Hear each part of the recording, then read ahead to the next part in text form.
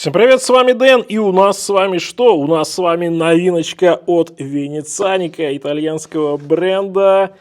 Много я вам их моделей показывал в прошлом году, и давайте смотреть, что у нас сейчас. Так, значит, здесь.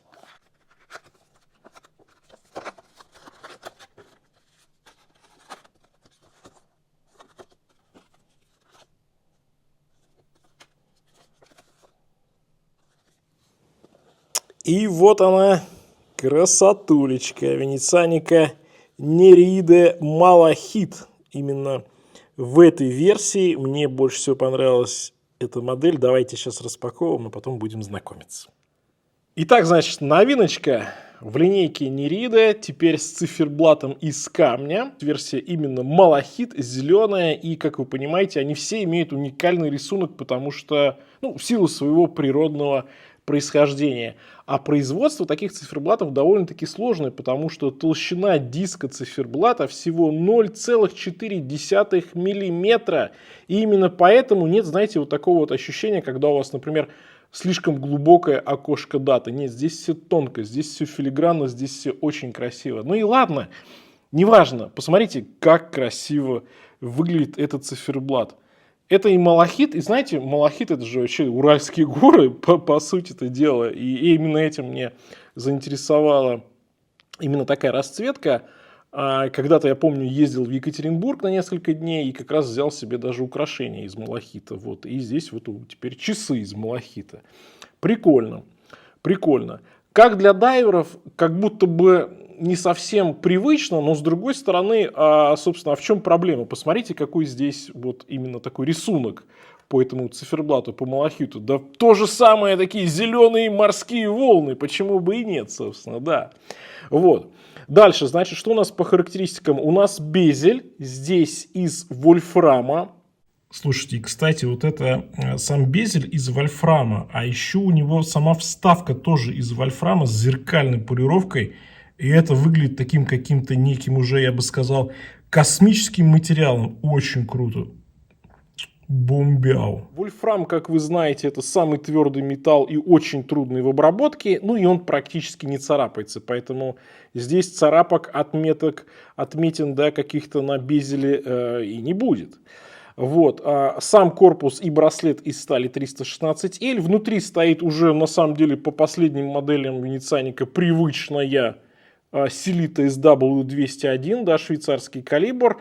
На задней крышке у нас здесь гравировка подводной лодки.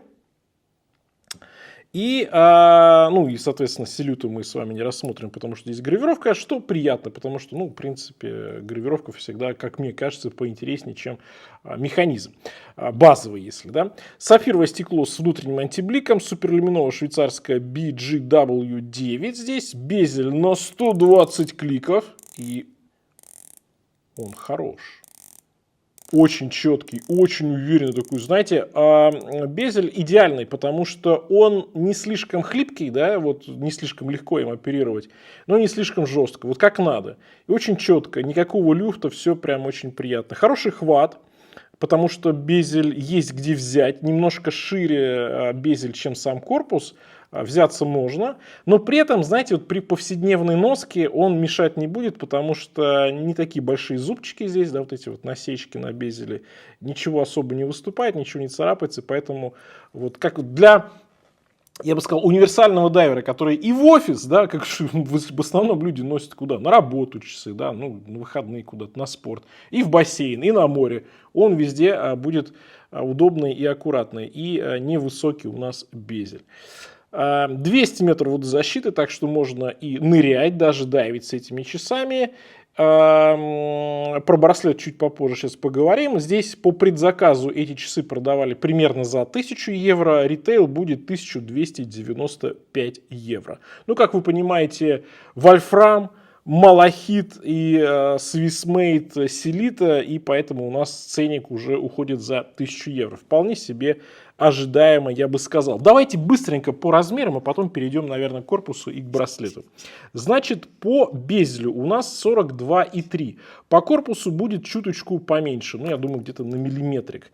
Значит, высота корпуса 12,3. Это очень хорошая высота для 200 метров водозащиты.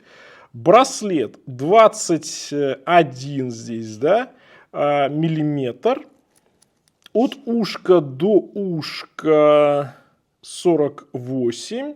Кстати, не так уж и много. И на моем запястье 18,5. Ну вот, собственно, такая посадка. Очень удобная. Ушки достаточно короткие, загибаются вниз. Задняя часть короткая. Первое звено тоже идет вниз, да, и короткие звенья по браслету, поэтому посадка просто шикарная. Ну и браслет такой, знаете, что-то среднее между юбилейным, да не среднее, то есть я имею в виду, что скорее он короткие звенья, как у юбилейного браслета, и при этом это собственный дизайн от Венецианика, и он удобно сидит на запястье, как юбилейный браслет, но при этом это совершенно другая конструкция. Очень удобно, кстати, очень удобно. Он достаточно легкий, он такой вот хорошо облегает запястье. Здорово, мне нравится. Так, это что у нас тут? Опа! Опа, красота. Кстати, новая застежка тоже у Венецианика. Тонкая, да? На двойном фиксаторе. Здесь есть, можно подстроить застежку, если вам нужно что-то еще поменять. Но при этом звенья, как видите, достаточно коротенькие, поэтому здесь подстроить браслет можно будет на любой запястье. Ну что, теперь давайте по браслету. Венецианик его назвал Sansovino. Можно, кстати, еще Канову докупить. И, кстати, там, по-моему, где-то что-то около 80 евро. Я рекомендую взять два браслета, потому что 80 евро за хороший браслет от Венецианика это прям недорого. Что касается самого браслета, то смотрите, да, у нас звено из 5 частей состоит. Центральные, точнее не центральные, вот такие узкие, с зеркальной полировкой, боковая часть с зеркальной полировкой. Они сложной формы, то есть они чуточку возвышаются в центральной части. И он такой прям, он шелковый, он очень мягкий, он переливается. И он очень удобный на запястье. Очень приятный браслет. И знаете, он еще и волосы на запястье не дерет, поэтому это прям классно. Понравился, мне понравилось, сделали классно, разработали и прям вот что-то такое новое в мире браслетов сделали. Здесь нет системы быстрой замены, ну очевидно из-за того, что узкие вот эти крайние звенья. Вот, ну, короче говоря, вот такая у нас, да, ситуация. Задняя часть звеньев не острая, хотя вот она кажется такой прям звенящей, резкой, но не острая, поэтому в повседневной носке будет удобно. Браслет шикарный, красиво выглядит, при этом мягкий, удобный и прям, ой, персик, просто персик, очень круто. Теперь давайте посмотрим на циферблат. Ну, здесь накладные метки. Это классическая такая, да, классический циферблат для Nereide, для их коллекции. Обрамление по окошку даты. Верхняя часть, да, у нас где минутная разметка, где часовая разметка, это кольцо, оно крепится сверху на уже вот этот самый камень, да, малахит. И создает объем и добавляет воздуха циферблату. Все с зеркальной полировкой.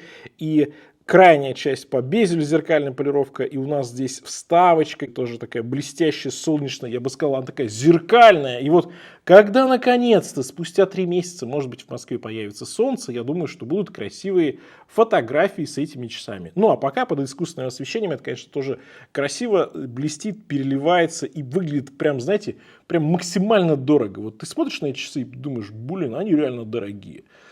Очень классно сделано. И очень, знаете, вот такой шик, он там, где нужно. То есть вот стрелки, метки, безель, и все это добавляет красотулечки. И боковые, посмотрите, да, опять же, как сейчас модно делать, как в коллекции Nereide, боковая часть по ушкам тоже с зеркальной полировкой, а общая часть, основная часть по корпусу, верхняя часть по ушкам, грани здесь с сатинированием. И сатинирование выполнено на очень-очень высоком уровне. Но последние модели Венецианика нас, конечно же, приучили вот к этой вот классной отделке. И данная модель, конечно же, не исключение.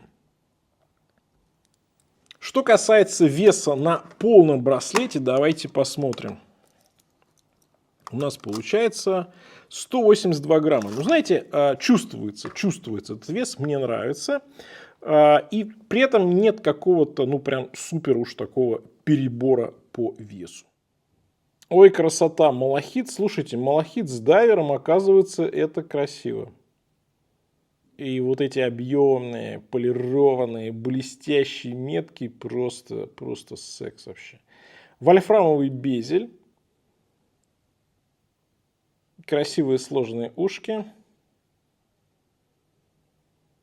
Слушайте, ну классно. И браслет новый.